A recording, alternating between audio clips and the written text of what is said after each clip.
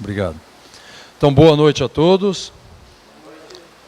É uma alegria bastante alta no coração, junto com a responsabilidade de estar numa casa de oração como esta, onde nós sabemos que aqui encontramos toda a paz, toda a energia necessária para que possamos absorver tudo aquilo que a espiritualidade nos preparou para a noite de hoje.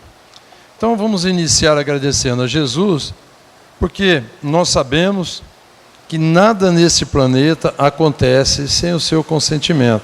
Portanto, se nós aqui estamos nessa noite, já fomos beneficiados, somos privilegiados. Por isso, esses agradecimentos iniciais. Extensivos também à equipe de trabalhadores da casa, né? Encarnados e desencarnados, que desde cedo aqui estão, para que possamos ter as condições ideais, tanto do ponto de vista material como espiritual, para as reflexões da noite.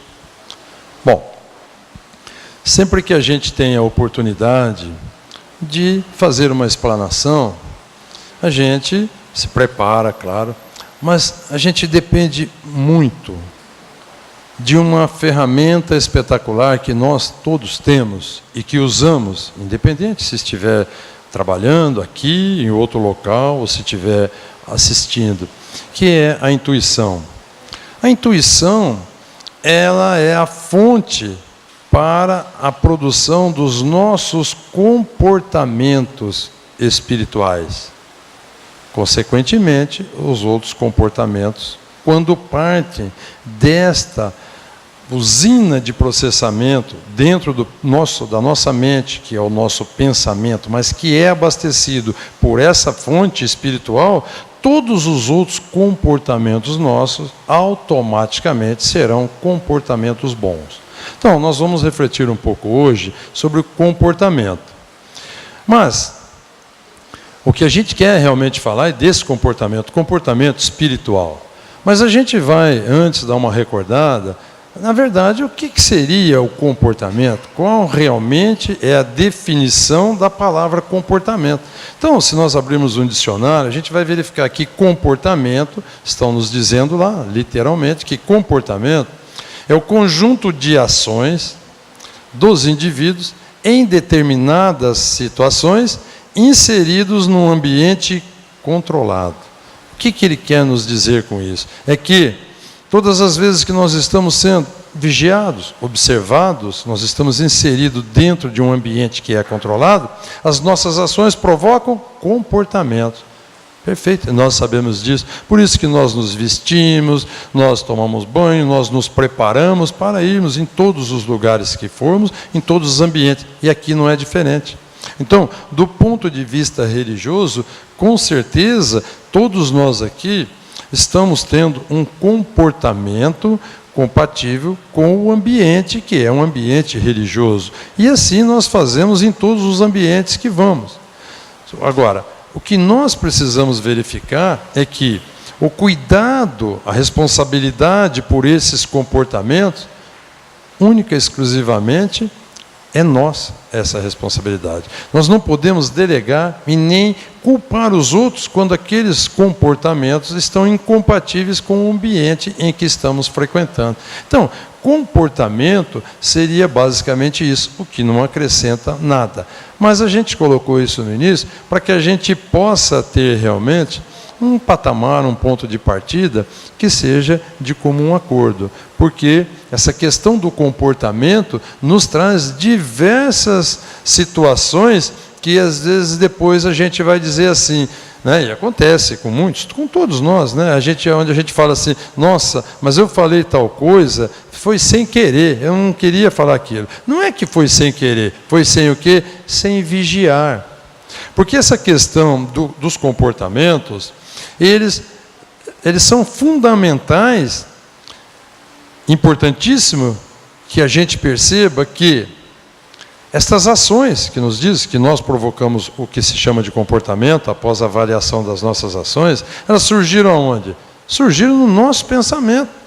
Então, não tem como nós tomarmos qualquer atitude sem antes ela ter sido pensada, processada no pensamento. Mas a força do pensamento é uma coisa impressionante. A gente sabe, mas às vezes esquece. E a ciência já comprovou que uma vez formado o pensamento, nunca mais se desfaz. Está falando nunca mais? Nunca, nunquinha mesmo. Não se desfaz. Não é possível voltar lá na caixa, como a gente faz no computador, e deletar. No máximo que a gente consegue é jogar para a lixeira, mas não vai deletar, fica lá no cantinho. Uma vez formado o pensamento, seja ele qual for, jamais nós vamos nos livrar dele. Então, o que a gente está chamando a atenção, e vai falar no decorrer, é que nós temos que tomar cuidado com a criação, a montagem. Como é que eu faço isso? Vigiando o quê? Vigiando a matéria-prima que a gente coloca nessa usina, que vai formar os pensamentos. Então, vamos dar já uma resumidazinha. A gente está falando que comportamento é resultante das ações que a gente provoca. Mas aí a gente veio falando que tudo surge no pensamento. Então, nós precisamos cuidar do pensamento. E a gente foi um pouco mais para dentro dizendo que o pensamento tem que ser cuidado, tem que ser abastecido com a sua matéria-prima pré-selecionada. Nossa, então vamos pegar um exemplozinho assim mais simples, né? Por exemplo, uma receita de bolo. A receita existe até na internet, de bolo, de qualquer coisa, existe lá na internet. É uma receita padrão que foi confirmada, comprovada, estudada, está lá. E aí passa-se essa receita de um bolo para todos aqui. A receita é a mesma. O bolo vai sair igual? Quando na semana que vem cada um trouxer o bolo utilizando a mesma receita? O que é que vai acontecer? Por que esses bolos não vão sair iguais? Por quê que a gente tem essa certeza? Porque depende de uma série de coisas que são as matérias-primas que foram colocadas na essência para que o bolo existisse. Porque o bolo por si não existe. O bolo por si não existe. O que é o bolo? O bolo é o conjunto de uma série enormes de componentes individuais. Por isso que existe o bolo. Não existe um bolo em si. Ele é o reflexo de uma série de coisas. E estes são comportamentos que ali foram colocados, materiais e imateriais. Sabemos que tudo que é feito com uma boa intenção, que é feito com amor, o resultado daquele trabalho, no caso o bolo, vai sair muito melhor. Então, todos usando os mesmos ingredientes, poderão sair diferentes. Mas, fundamentalmente, depende da qualidade daquela matéria-prima. Então, a gente compra uma farinha que, sem querer, não é de uma marca muito boa, ou ela não tem uma qualidade muito boa, um controle de qualidade lá na fabricação, ou lá no campo a semente não era muito boa. Isso vai alterar o quê? O resultado do bolo. Então, o resultado de tudo aquilo que a gente pretende fazer em qualquer área seria o bolo. E ele é fundamental, a sua qualidade, o seu produto final, de qualquer trabalho, quando a essência, a matéria-prima, lá atrás foi já bem selecionada. Então, o que a gente quer dizer com isso é que todos os comportamentos a gente tem que realmente vigiar. Inclusive, sobre a questão do comportamento espiritual, Jesus falava muito do vigiar e orai. Porque esse vigiar e orai, ele tem um significado mais profundo do que somente a gente ficar orando e vigiando. O vigiar e orai é estar constantemente aprimorando, cuidando, selecionando e mantendo aquela seleção positiva. Nós precisamos entender que em todos os campos isso acontece dessa maneira. Então não tem segredo. Não adianta quando estivermos concluindo um trabalho, a gente vê que o resultado não foi positivo, não foi o esperado, e a gente começa a procurar culpados. Mas nós vamos verificar que isso foi por questões do nosso comportamento. E assim é em todas as fases. Bom, o que a gente pretende realmente adentrar, a gente vai passar por mais uma definição para a gente chegar, do ponto de vista já da ciência, fugindo um pouco da literatura, nos afirmam, principalmente os filósofos, que comportamento, para eles, é definido da seguinte maneira, que o comportamento é o resultante da interação de diversos componentes, externos e internos, como a religiosidade, a intelectualidade, o ambiente, a personalidade, a religiosidade, por aí afora. Então, já nos chamou a atenção para isso que nós estávamos falando, nos provando que o comportamento é o resultante da interação desses fatores, internos e externos. Muito bem, se está falando internos, é o que nós estamos falando do pensamento. Então, pertence à mente. E se é a mente, é a psique. Se é psique, é alma, é espírito. Então, nós vamos fazer uma reflexão mais profunda sobre como é que estão os nossos comportamentos mentais. Como é que nós estamos trabalhando isso? Como é que nós estamos utilizando as ferramentas que Deus nos propiciou para que pudéssemos estar estudando, praticando, treinando e avançando? Porque nós, espírita principalmente, nós temos muito a retribuir, a distribuir. Porque, como Jesus dizia, que a quem muito fosse dado, muito seria cobrado. Então, o que eu estou querendo dizer com isso? Eu estou querendo dizer que nós, espíritas principalmente, e isso, na verdade, está lá numa obra fantástica do Chico, que Chico e o Valdo Vieira dividiram, né, oriundo ditado por dois espíritos, né, desencarnados na época, Emmanuel e André Luiz. E muito interessante essa obra, porque dois espíritos, na época desencarnados, né, ditaram essa obra para dois espíritos, na época encarnados, né, que era o Chico e o Valdo Vieira, que chama Estude e Vida, Estude e Viva. Então, lá ele está nos dizendo sobre esse comportamento nosso, que nós precisamos estar sempre nos preocupando com esse comportamento, porque ao não praticarmos essa vigília, ao relaxarmos, nós corremos o risco de, ao final dessa jornada, acharmos que por sermos espíritas, nós estejamos numa condição confortável. Mas não estamos. Por quê? Porque a grande questão é que nós, todos aqui, sem exceção, quando a gente toma conhecimento, quando a gente se aproxima dessa doutrina maravilhosa, simples, objetiva, esclarecedora, nós passamos a obter um salto de qualidade na nossa vida moral, na nossa vida espiritual, tremendo. A gente vinha assim meio patinando, meio equilibrando, já no caminho do bem. Aí a gente teve um salto espetacular. O que acontece em todas as fases da nossa vida, quando nós temos um comportamento muito bom? Normalmente o que nós fazemos? Nós relaxamos. Isso é automático. E aí a gente acaba ficando muitas vezes preso nisso que se chama a zona de conforto. E nós passamos a ter comportamentos que são muito agradáveis, são muito prazerosos, são muito imediatos, são muito cômodos, mas do ponto de vista material, do ponto de vista da felicidade terrena, que nós sabemos que ela é efêmera, que ela é curta, que a vida verdadeira, a felicidade que nós temos que procurar é a vida espiritual. Então, os comportamentos que nós estamos tendo com relação ao crescimento na vida espiritual são compatíveis com o que Deus nos pregou, com o que os grandes mestres nos pregaram, com o que a doutrina espírita nos prega? Isso que nós precisamos refletir, porque tudo é fruto do comportamento. Então, nesta caminhada, a gente tem diversas obras nos dando o caminho, nos dando a luz, para que a gente siga. É simples assim, nós não precisamos inventar nada, o que nós precisamos é praticar, mas tudo que nós fazemos é vigiado, é pelo comportamento. Então nós definimos, nas duas definições, que de qualquer maneira estamos num ambiente vigiado. E aí a gente vem uma primeira questão, primeira pergunta, né?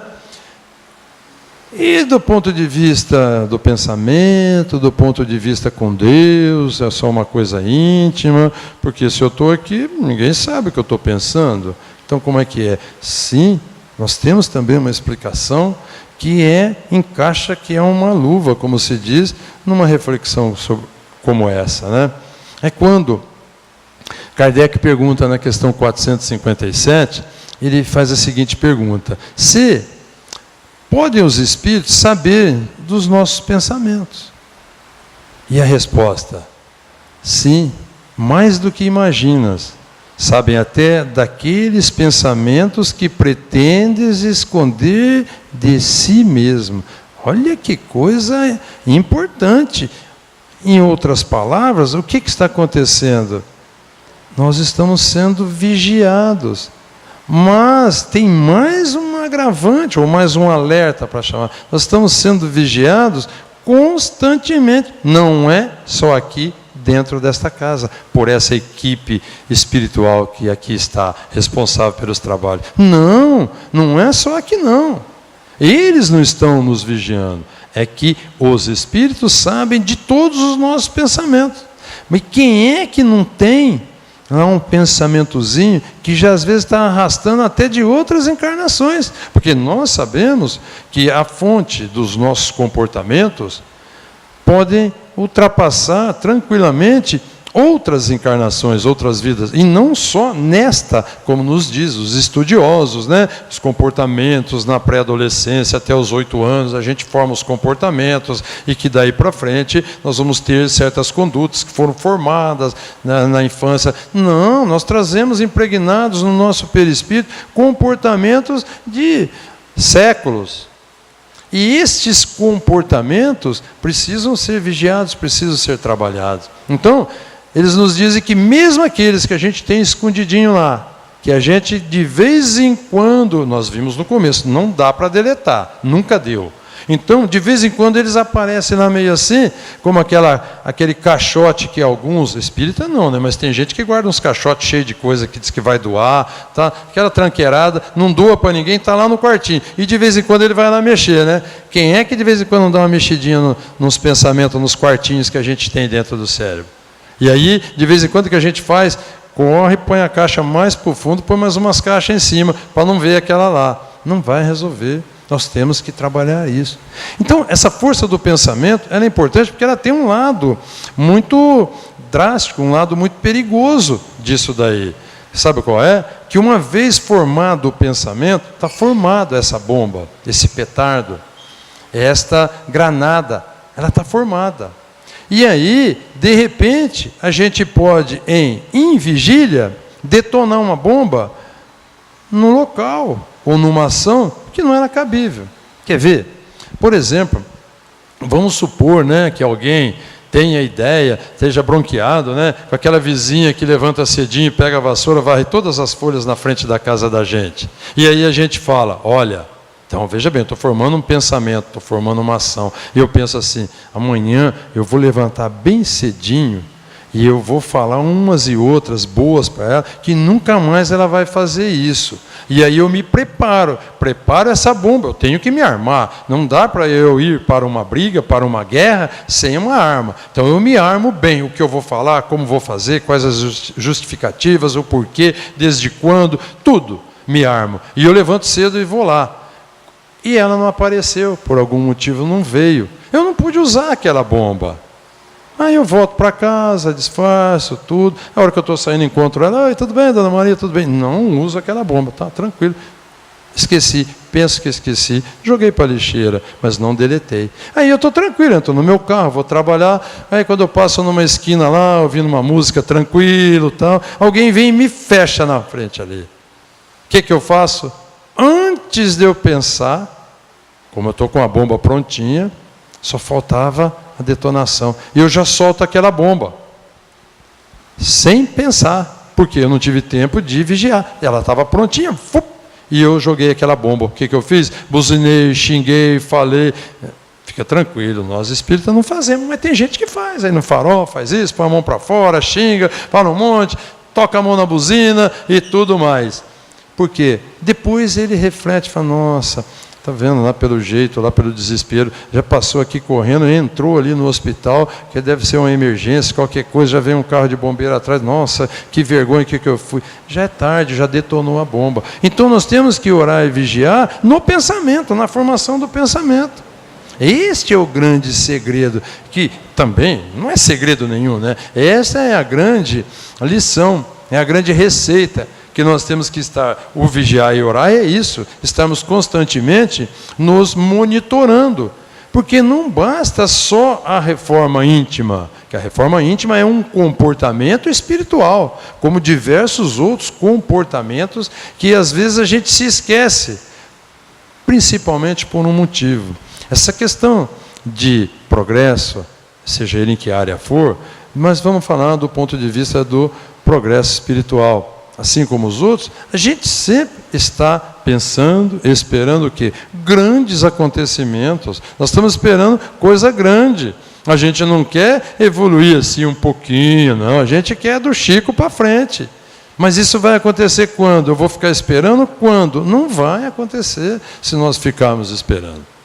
Joana de Ângeles já nos diz, tem uma obra dela, também pequena, né, que chama Vida Feliz, onde ela nos lembra, num dos versículos lá, ela nos lembra que não fique aguardando grandes acontecimentos e nem esperando momentos extraordinários na sua vida, pois possivelmente eles nunca acontecerão.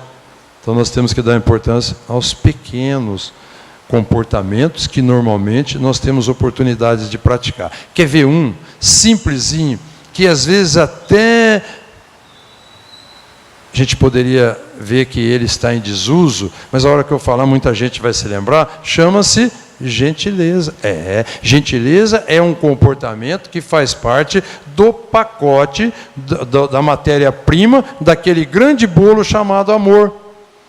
A gentileza. E ela é tão fácil de executar, e ela é tão despretensiosa, que todo mundo já sentiu essa experiência. Quando a gente faz uma gentileza, como a gente sente uma energia imediata e instantânea dentro da gente, sem saber por quê, de onde veio. Porque ela é muito simples, é uma ação despretensiosa. Ninguém faz gentileza para fazer média para os outros. É um ato espontâneo. Quando a gente vê, já catou aquele objeto que a pessoa caiu, já auxiliou uma pessoa a atravessar a rua, já auxiliou um caído a se levantar. Então, a gentileza é um ato nobríssimo, mas que normalmente a gente não utiliza porque é uma coisinha pequena, né? E muitas vezes dá até vergonha, porque a pessoa fala, nossa, né, não sei como é que eu vou ser. Não, o bom dia, o abraço fraterno, né, a palavra carinhosa, tudo isso é o quê? Comportamento, que é a matéria-prima do pacote chamado amor.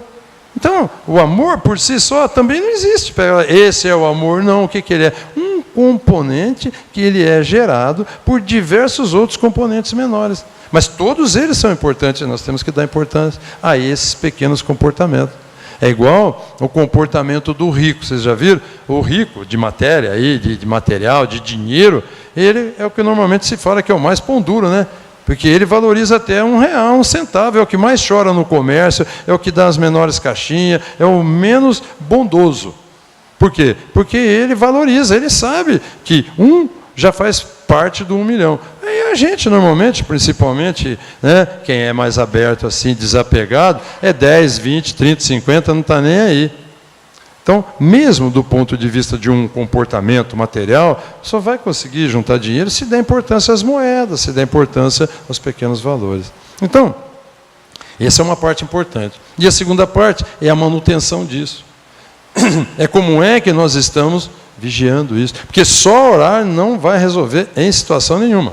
Pode ficar na porta do banco pedindo dinheiro, na porta da empresa, não vai ganhar. Tem que ir lá, trabalhar, labutar, entrar lá dentro, participar das equipes, enfim, qualquer serviço que tenha para fazer, para receber aquela quantia merecedora. Na vida espiritual é a mesma coisa. E a oração, você está dizendo que a oração não é boa? É importantíssima, mas ela é apenas um dos ingredientes. Precisamos agir, precisamos ter comportamentos no bem. Então, são duas etapas importantes. Que uma nós já temos, é a conscientização da existência deste mundo maravilhoso que é o mundo espiritual. E quando a gente passa por algumas experiências e que a gente tem um comportamento compatível com isso que nós estamos estudando, a gente pode avaliar essa experiência para ver como é que nós estamos, como é que eu estou sentindo.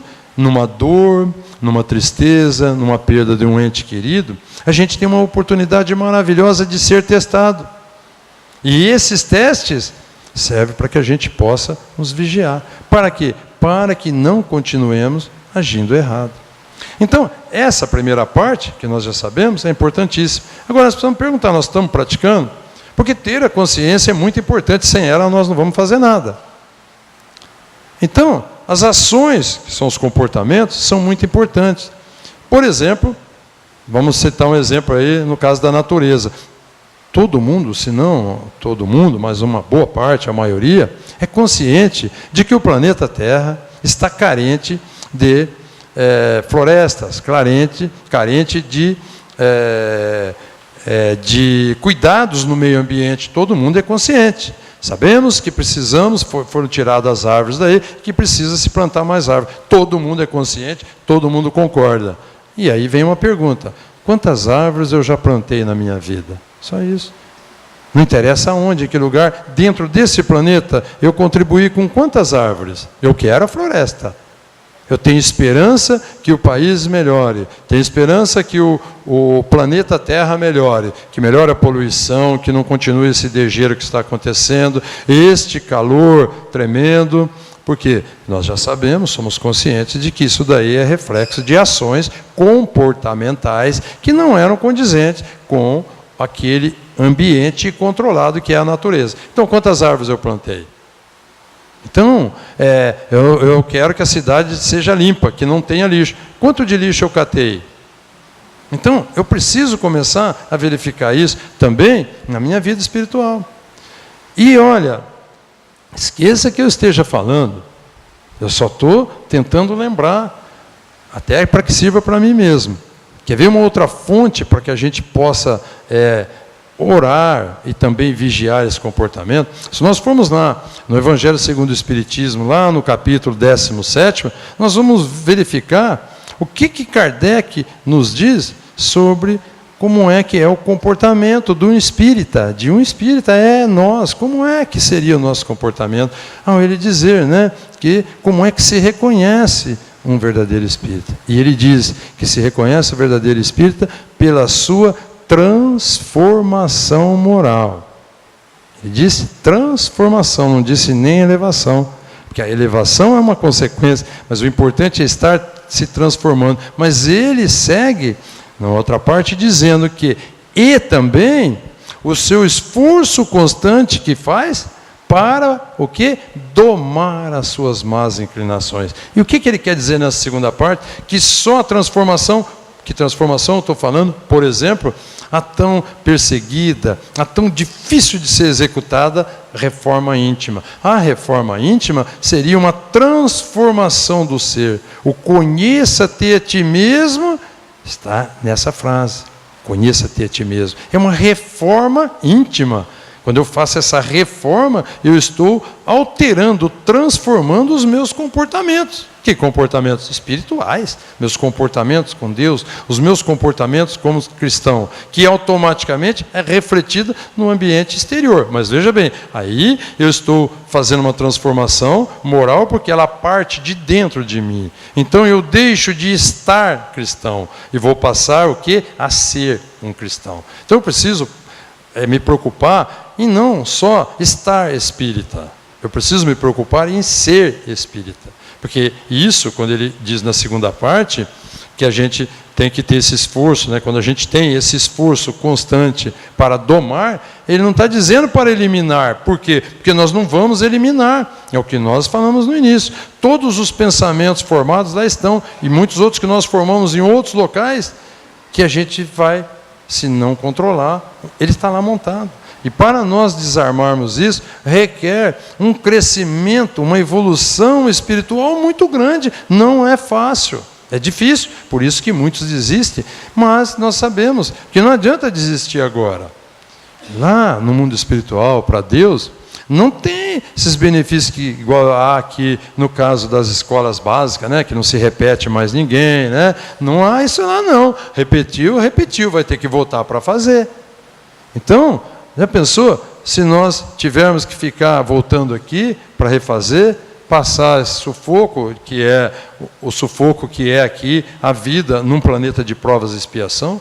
Então nós precisamos nos modificarmos, nos transformarmos, mas mantermos essa reforma constantemente vigiada. Porque é assim como quando a gente reforma a nossa casa, ou reforma um carro, se nós só reformarmos e depois não cuidarmos mais, o que vai acontecer? Aquela reforma vai se perder. Então, todas as reformas têm que ser reformas transformadoras, mas transformação de movimentos proativos, movimentos condizentes com aquilo, ou seja, comportamentos condizentes. Percebe? Então, não tem segredo. O que a gente está falando não é com o sentido de introduzir nada de novo. Não falamos nada de novo. O difícil para a gente é só executar. Então, nós espíritas, com base nisso que nós estamos colocando, a gente pode deduzir que nós, espíritas, temos uma responsabilidade maior, porque a nós muito foi dado. Como eu disse, quando a gente pratica, quando a gente consegue esse salto de qualidade. Então nós não podemos esmorecer, nós não podemos ficar só aquilo, achando que porque estamos vindo numa casa religiosa, porque estamos observando tudo, porque não estamos fazendo mal para ninguém, mas nós não somos, nós estamos. Esse é o grande perigo que nós precisamos tomar cuidado. Então, o comportamento do espírita tem que ultrapassar essa linha, mais do ponto de vista materialista, mais do ponto de vista somente espiritualista. Nós precisamos nos espiritualizar, nós precisamos ter comportamentos espirituais compatíveis com o ambiente. O que eu quero dizer com isso? Se nós aqui viermos e nos comportarmos, né, com o nosso corpo, com as nossas ações sociais, que é fundamental, como todo mundo faz, só isso não basta. Nós precisamos ter o comportamento espiritual. Nós precisamos, ao estarmos aqui, estarmos conectados com a espiritualidade. Nós precisamos realmente trabalharmos para que nós possamos praticar esta fé verdadeira. E mais, estarmos sempre procurando melhorarmos a cada dia. A cada dia nós temos que nos dedicar para sermos melhores do que fomos ontem. Porque nós temos que avançarmos e nós temos que aumentar, ampliar este campo comportamental que extrapole a casa religiosa. O que a gente quer dizer com isso? A gente quer dizer que os comportamentos espirituais que nós normalmente praticamos aqui, desde as orações, desde as reflexões, de tudo isso que nós fazemos, tem que passar a fazer parte da nossa vida, do nosso comportamento como um todo. Nós não podemos estar preocupados só aqui. Então, eu preciso modificar esse comportamento. Tá bom, então aqui eu não vou fumar, eu não vou usar o celular, eu não vou falar palavrão para ninguém, mas me comporto. Perfeito, tá ótimo. Mas aí quando eu saio, viro a esquina, já acendo um cigarro e já começo a xingar os outros, já ponho lá numa música toda estrambelhada. Então, eu altero todo o meu campo vibracional. Por causa do quê? Comportamento incompatível com a vida espiritual. Isso não está querendo dizer que eu tenho que andar com uma Bíblia ou com uma obra do Espiritismo embaixo do braço, ou nada disso, não. Mas eu tenho que andar sempre com o pensamento no bem. Então, a gente vai encontrar aí, também no Livro dos Espíritos, uma questão que vem nos auxiliar nessa reflexão, o fechamento dessa exposição. E aí é a questão 918. Muito interessante, que resumidamente, então ele pergunta, Kardec pergunta aos espíritos, quais os indícios que se pode reconhecer a evolução espiritual do homem. E a resposta dos espíritos: se reconhece a evolução espiritual do homem quando todos os seus atos exteriores estiverem de acordo com as leis divinas. E ainda segue na resposta nos dizendo, nos lembrando que o quanto mais cedo ele entender a vida espiritual. Que assim seja e que tenhamos todo uma segunda parte dos trabalhos da noite dessa casa maravilhosa, para que nós possamos sair daqui hoje um pouquinho melhor do que quando chegamos. Que assim seja e assim será.